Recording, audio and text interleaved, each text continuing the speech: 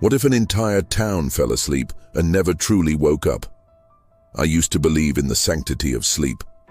That precious 8 hours where the world dimmed and your mind, free from conscious thought, could roam the landscapes of imagination. A sanctuary. A release. I learned, slowly and horribly, that sometimes sleep isn't a retreat, sometimes it's an invitation, and sometimes you wake up to find you're still very much a part of the dream. My story begins in Oakhaven, a picturesque little town, tucked away in a valley surrounded by ancient whispering forests. The kind of place where everyone knows everyone, and the biggest news is a change in the season. I moved there seeking quiet, a place where the static of the modern world couldn't reach. For a while it was perfect. The air smelled of pine and damp earth. The nights were silent save for the crickets and the stars. The stars were a blanket of shimmering dust. But then the dreams started. At first, it was just me. Vivid, unsettling dreams.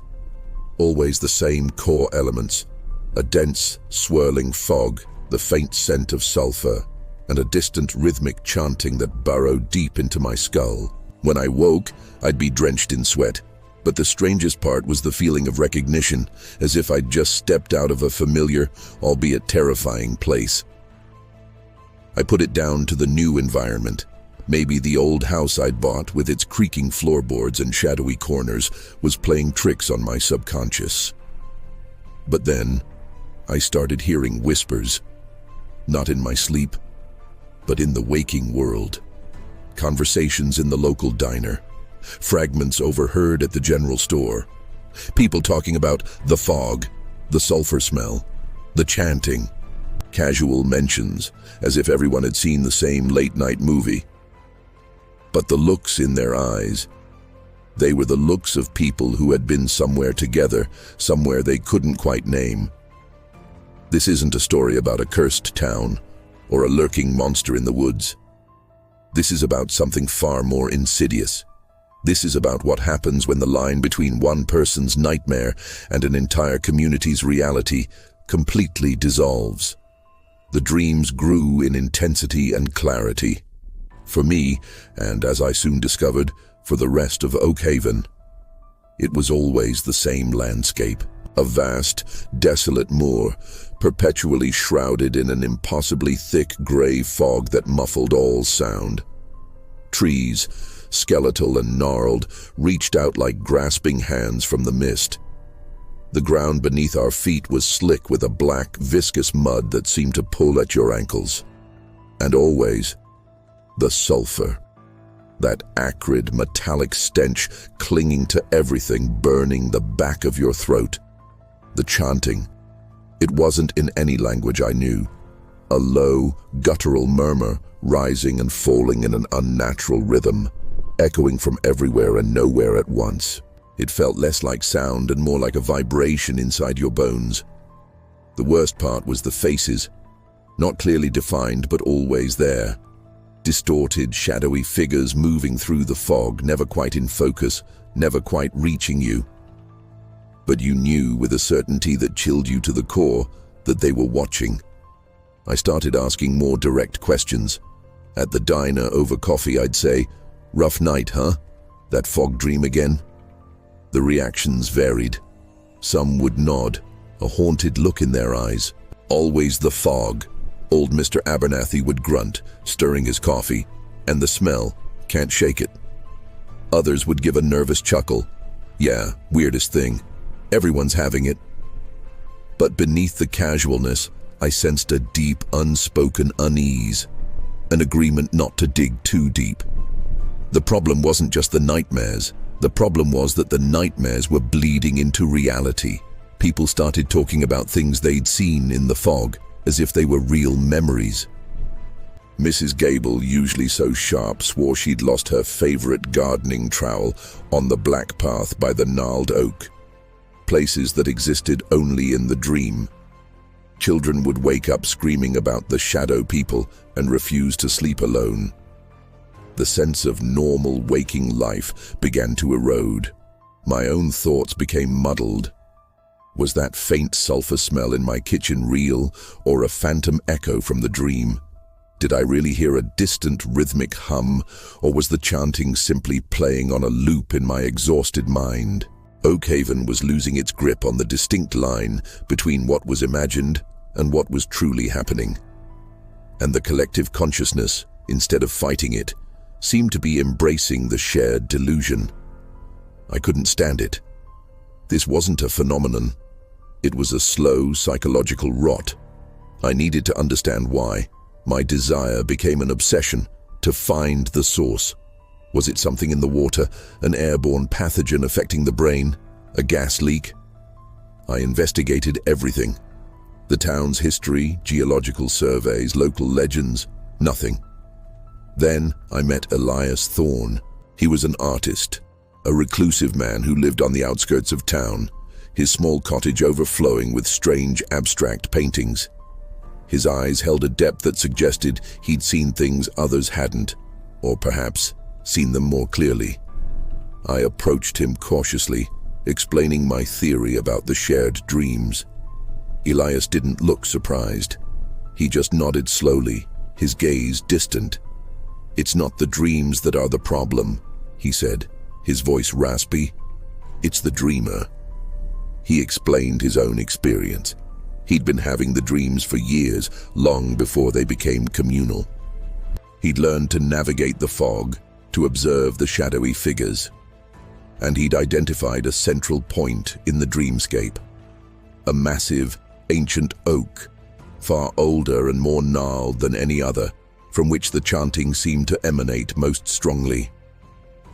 I tried to get close to it, he whispered, a tremor in his voice. And I saw him, the architect. According to Elias, deep within the dream, at the base of the ancient oak, sat a figure. Not human, not animal, something primal. It was constantly moving, its hands weaving intricate patterns in the swirling fog, as if sculpting the dreamscape around it. And the chanting, that was its voice.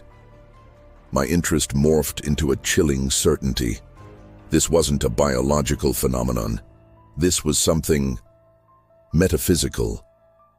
Elias believed the architect was feeding on Oakhaven's collective subconscious, not just influencing dreams but harvesting fragments of our waking selves to fuel its own existence. He showed me his paintings. They were terrifyingly accurate depictions of the dreamscape. The black mud, the sulfurous air, the looming oak. But one painting, unfinished, haunted me. It depicted the architect itself, a vague, imposing shape with no discernible features, yet radiating an immense, silent power. And around it, almost like moths to a flame, were the shadowy figures, the indistinct faces I'd seen. My desire shifted from understanding why to understanding how to stop it. Elias, however, was resigned. "You can't fight a dream, son," he said, his eyes hollow, "especially when everyone else is still asleep." But I wasn't going to give up. If the architect was real, if it was drawing power from our collective unconscious, then perhaps the key lay in waking everyone up. I developed a plan, reckless as it was. If the architect fed on our shared dream, then a collective refusal to participate might starve it. I went door to door trying to explain. I showed them Elias's paintings. I recounted the fragments of shared dream conversations. The reactions were mixed. Some dismissed me as crazy. Others listened, their faces pale, but they were too deep in the delusion to truly grasp the danger. "It's just a dream," they'd say, their eyes glazed over. "Nothing to worry about." But then, the dreams began to grow physical. People started exhibiting dream injuries in the waking world. A farmer complained of his leg aching from walking all night through that mud, only to find faint black stains on his boots that wouldn't wash off. Mrs. Gable's hand developed deep, raw scratches, identical to what she'd described from trying to push through thorn bushes in the fog. The night I decided to confront the architect, the storm rolled in, not a normal storm. The air became heavy, thick with the scent of ozone and sulfur. The fog that often rolled through the valley in the mornings intensified, becoming dense, swirling banks that swallowed houses whole. I barricaded my doors, but it was useless. The chanting wasn't distant anymore. It was everywhere. A low, rhythmic thrumming that vibrated through the floorboards, through my chest. I sat in my living room, the power flickering, the sounds of the town outside muffled by the unearthly fog. I closed my eyes, forcing myself to succumb, to enter the dream with a purpose. I found myself on the familiar moor, the black mud sucking at my feet. The fog was a living entity swirling around me, trying to disorient me, but I pushed through, driven by a desperate, burning resolve. The chanting grew louder, a maddening, visceral hum. I saw it then. The ancient oak, impossibly vast, its branches twisting into grotesque sky-reaching spirals. And at its base, the architect. It was a formless mass of shadow, perpetually shifting, yet utterly still. Its appendages, like tendrils of smoke, were indeed weaving, not fog but strands of light. And within those strands I saw them. Fragments of memories, emotions, waking thoughts, our thoughts. It was building something, a vast, intricate tapestry woven from the very fabric of Oakhaven's collective consciousness. I screamed, not a real scream, but a scream from the depths of my dream self, a desperate, defiant cry against the encroaching nightmare. The architect paused, its shadow tendrils froze. The chanting faltered, then stopped. Then slowly it turned towards me. It had no eyes, no face, but I felt its gaze, a crushing, ancient presence. It didn't speak. It didn't need to. I felt its intention, colder and more absolute than any physical threat. It reached out, one shadowy tendril moving with terrifying speed. It wrapped around my dream self, not physically, but spiritually. I felt my own memories, my own sense of me, being pulled, stretched, absorbed. It was trying to unravel me, to add my identity to its grotesque tapestry. I fought back. With every fiber of my being, I clung to a single waking thought. This isn't real. This is a dream. Wake up. But then I saw it. The shadowy figures around the architect. They weren't just random shapes. As the fog thinned slightly, I saw their faces. Mr. Abernathy, Mrs. Gable, Elias Thorne, everyone in Oakhaven. They were smiling, content. They weren't prisoners, they were worshippers. They were offering themselves. And then I felt a new thought, cold and clear, not my own, forming in my mind. You are the last thread. Join us. I woke up, or I thought I did. The storm was gone. The sun was shining. The air smelled of pine and damp earth, just as it always had. But something was different. The colors seemed brighter. The world felt clearer. And the silence. It wasn't the silence of peace, but the quiet, contented hum of a perfectly synchronized mind. I walked outside. My neighbors were tending their gardens, chatting over fences. They smiled at me, genuine, serene smiles. There was no more tension, no more unease in their eyes. Just a profound, peaceful acceptance. I realized the architect hadn't just influenced our dreams, it had rewoven our reality. It hadn't woken us up, it had simply finished the dream. The black mud, the sulfur, the gnarled trees, they were gone from the dreamscape, replaced by Oakhaven, perfectly rendered, perfectly serene. The architect hadn't wanted to destroy us.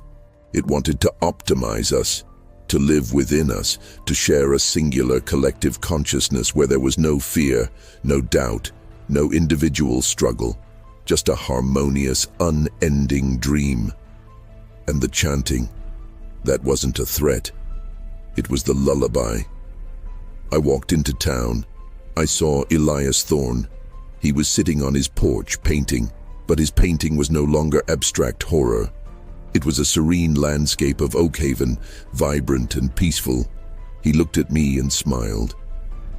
"Beautiful day, isn't it?" he said, his voice soft, utterly devoid of the raspiness I remembered. Never seen the sky so clear. I smiled back, a genuine smile. I could feel the gentle, rhythmic hum in the back of my mind. It wasn't maddening anymore. It was comforting. It was unity. I could feel the collective joy, the peace, the perfect shared understanding. I am not an individual anymore. I am a part of Oakhaven. We are all connected, dreaming the same dream, living the same perfect reality. And the architect? It's here, in every one of us. It is the architect of our shared bliss. This story, these words you are hearing, this is the last whisper of an individual mind, trying to remember what it was like to be separate before the quiet, beautiful hum took over. But even as I speak, the memory fades. The edges blur. The words lose their meaning, absorbed back into the perfect collective narrative. Do you ever feel a deep, undeniable connection to the people around you? A sense of shared understanding that feels almost predestined? Perhaps you're already part of a different dream. Tell us in the comments below.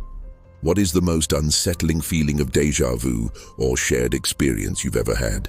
If this story made you question the very fabric of your reality, then subscribe and ring that notification bell. Because sometimes the most beautiful dreams are the ones you can never truly wake up from.